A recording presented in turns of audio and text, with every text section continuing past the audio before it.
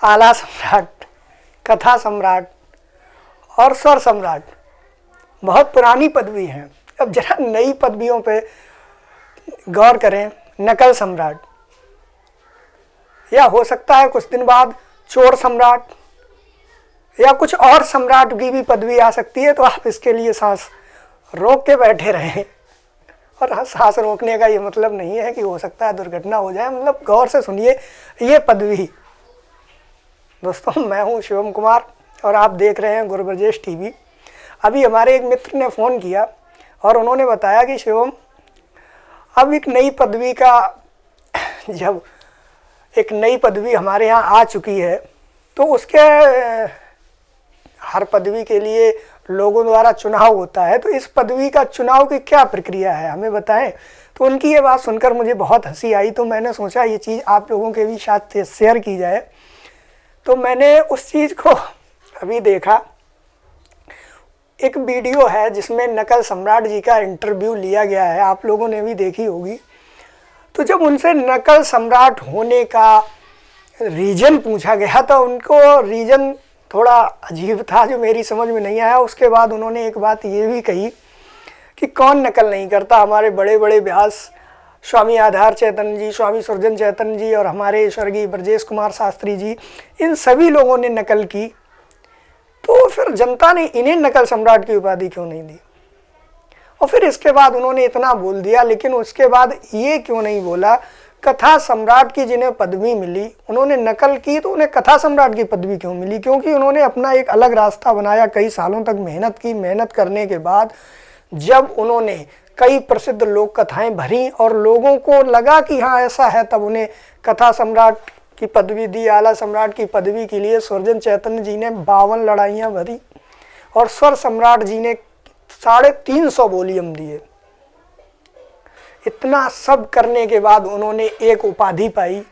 और जो 1-2 साल से कथावाचक हुए, अच्छी बात है, आप कथा कहें, मैं आपका मनोबल नहीं गिराता हूँ, बस ये कहता हूँ ये क्या है, सम्राट में क्या है। अगर आप अपने नाम के आगे सम्राट नहीं लिखेंगे तो क्या जनता आपकी कथा नहीं सुनेगी या आपको कथा नहीं मिलेगी? और फिर जो लोग हैं जो 20-25 साल से 30 साल से इस लाइन में हैं, उन्होंने अभी तक किसी भी सम्राट की पदवी उन्हें नहीं मिली, तो क्या उनकी कथा नहीं होती है या उनकी बात को लोग सुनते नहीं हैं? फिर ये सम्राट क्या है? और फिर अगर है, आपको नकल सम्राट है, तो ये पदवी किसने दी आपको? इस चीज़ का कोई जवाब नहीं दिया।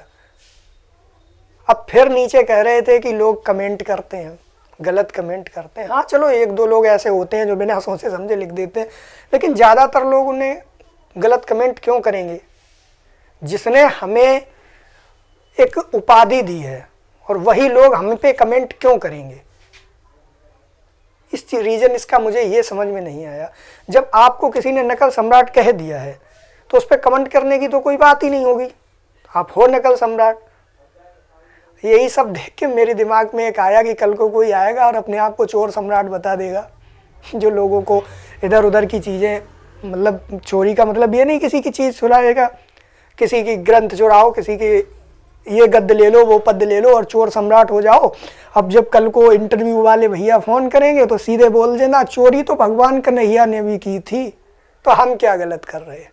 अरे जो एक तुम्हारे अंदर बुराई है वो दूसरे में देख ली, उससे कंपेयर कर दिया, और उसके बाद उन्होंने और क्या किया ये कौन बताएगा?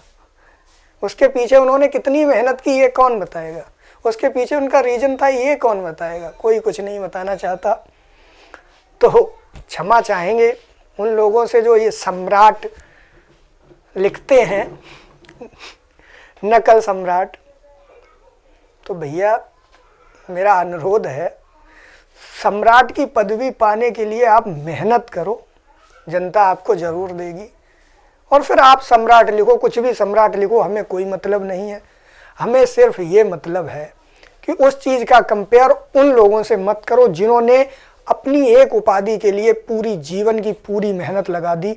उनके ऊपर आप उंगली ना उठाओ। आप अपने मज़े के लिए दूसरों से सीधे कह देते हैं कि उन्होंने भी ऐसा किया, उन्होंने भी ऐसा किया, इंडिया में ऐसा हुआ।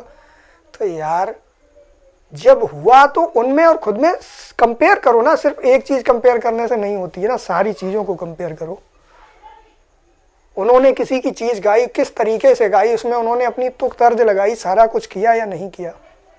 और इसके बाद अगर आपको ऐसा लगता है आप इसके हकदार हो, तो लोग आपको स्वयं कहने लगेंगे। आपको कहने की कोई ज़रूरत नहीं, आपको गलत कमेंट की कोई ज़रूरत नहीं, लोग स्वतः कमेंट करने लगेंगे कि आप ये हो।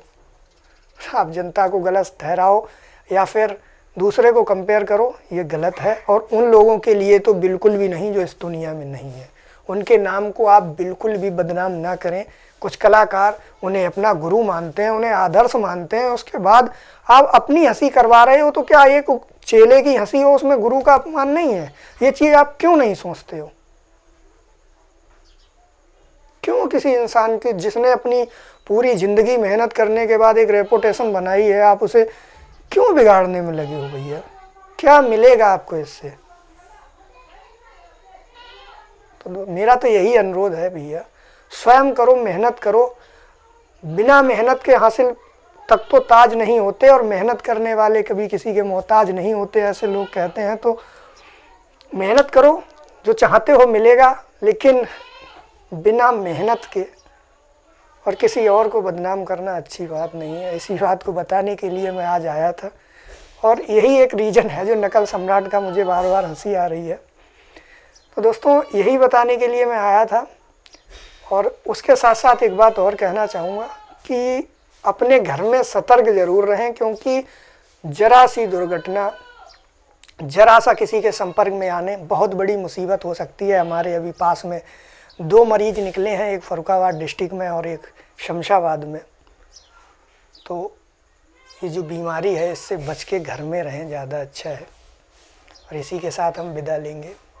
अच्छा, एक मुझे याद आ रहा है, एक कमेंट किसी ने किया था भैया ने, मैं उनका बड़ा आभारी हूँ, कि दूसरे की बुराई ना करो और क्या कर रहे हो, पागल हो क्या भैया? तो मैं उनसे कह दूँ कि मैं बुराई नहीं, जो सच है वही बता रहा हूँ, और इसके बाद ये बताना मेरा हक है, ना कि मैं बुराई इसलिए नहीं कर रहा हूँ कि मैं भी उसी लाइन में हूँ, वो भी उसी लाइन में है, वो पीछे हट जाए हम आगे हो जाए।